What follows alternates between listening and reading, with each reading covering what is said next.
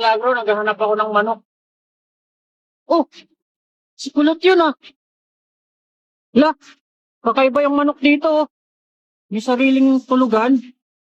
Saka ano, ba't nangitim yung manok? Tika, yung ginagawa ng lalaki na yan. Oh, bumibili ah. Ah, kakaiba yung manok dito. Oh. Naka ano, may kama, naka 3 layer pa. Oh, kilala ko tong taong to ah. Si Kulot to ah.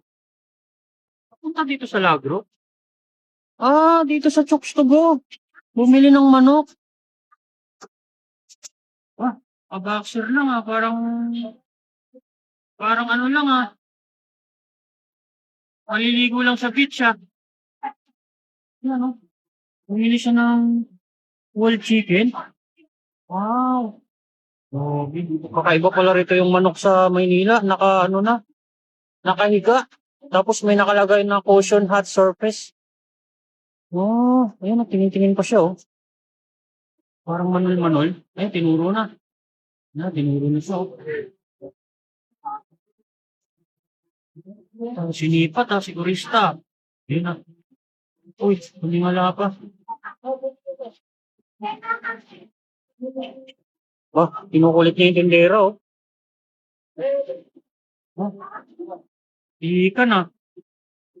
Kakaiba yung manok dito, may sariling kama. Meron mo, third floor yung kama oh. Dito lang yan sa Chokes to Go. Masarap kahit walang sauce.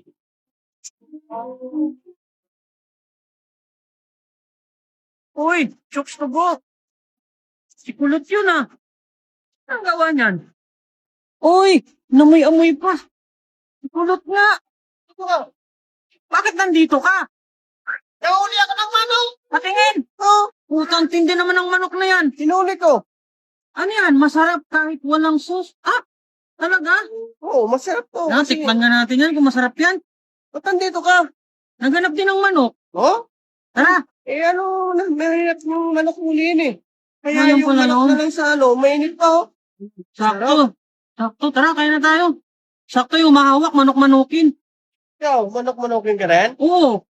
Tara na. Ba't apat ang mata mo? 3 lang. Tatlo na ba? Chokes to Go. Masarap kahit walang sauce. Matatagpuan sa Bristol Street.